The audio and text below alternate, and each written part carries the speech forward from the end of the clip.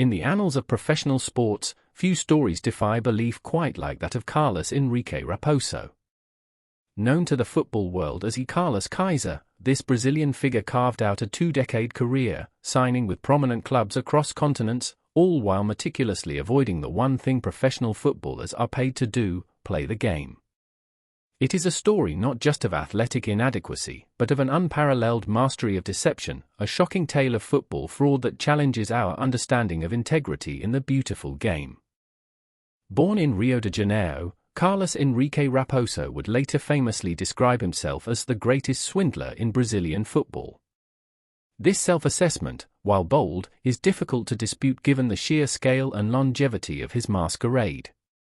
His journey began in the late 1970s, establishing a pattern of signing short-term contracts, charming club officials, and then, crucially, feigning injury during training sessions. The goal was always the same: secure a contract, leverage club benefits, and avoid actual play. The moniker Kaiser itself was a testament to his crafted image.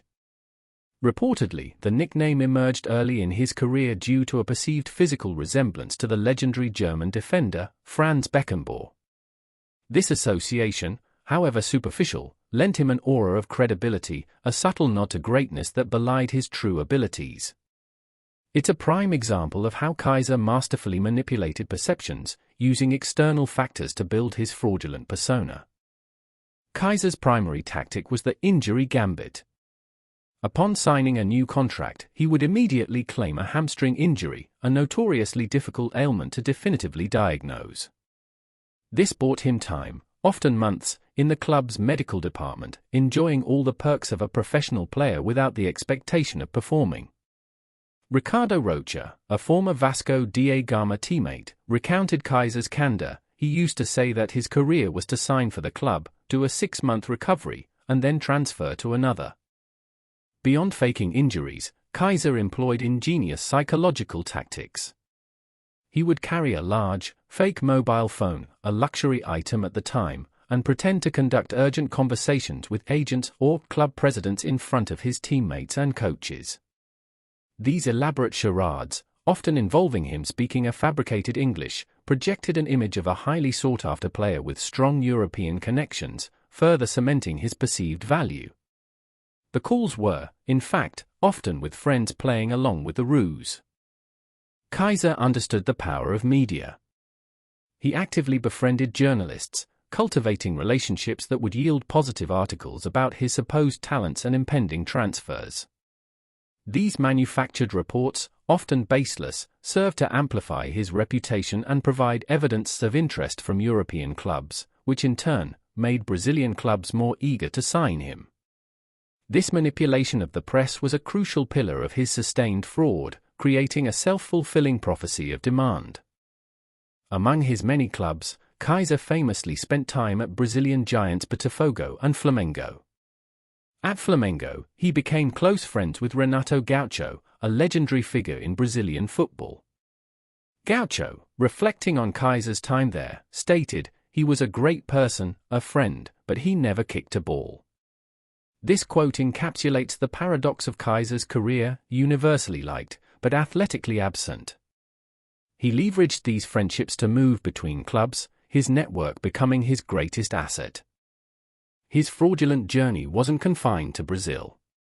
Kaiser ventured abroad, notably to Mexico for a trial with Puebla FC. Here, his injury strategy was put to the test. During the trial, he allegedly feigned a hamstring injury, just as he had done countless times before. The lack of rigorous medical scrutiny, coupled with his persuasive charm and the manufactured hype from his agents, often proved sufficient to earn him a contract or at least extend his stay, avoiding any actual gameplay. Kaiser's international escapades extended to the United States, where he briefly joined the El Paso Patriots. This move highlights the broad reach of his deception and the willingness of clubs, perhaps swayed by his cultivated persona or genuine recommendations from friends in high places, to take a chance on a player who, on paper, appeared promising. Again, the pattern held: sign, claim injury, enjoy the benefits, and move on before anyone truly discovered his secret. One of Kaiser's most infamous moments occurred during his time at Bangu. Warming up on the sidelines, with his team losing, the coach, Castor de Andrade, ordered him to enter the game. Faced with the imminent threat of playing, Kaiser engineered a dramatic exit. He provoked an opposing fan, engaging in a physical altercation, which immediately resulted in a red card. This calculated move saved him from playing, but brought him face-to-face with the club president, Mauricio de Oliveira. Confronted by President de Oliveira, Kaiser concocted an elaborate lie. He claimed the fan had insulted the president, calling him a thief, and that his actions were purely out of loyalty. This audacious defense, appealing to the president's ego, miraculously worked. De Oliveira later admitted, the biggest lie was that one about fighting the fan. He made a fool of me. This incident perfectly illustrates Kaiser's ability to turn potential exposure into an affirmation of his loyalty and character, however false. Perhaps the zenith of Kaiser's international fraud was his move to Gazélec Ajaccio in France. He was presented to the media as a great striker, signed a 5-year contract, and was expected to lead the line. The club's president was reportedly convinced by fabricated stories of Kaiser's international career and his alleged championship wins in France. Upon arrival, Kaiser immediately faked an injury, avoiding any actual play for the entire duration of his lucrative contract.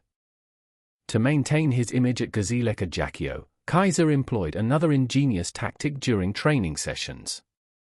He would visibly demonstrate impressive ball skills, juggling and dribbling with flair during warm-ups. However, when actual team drills or games were about to begin, he would claim injury.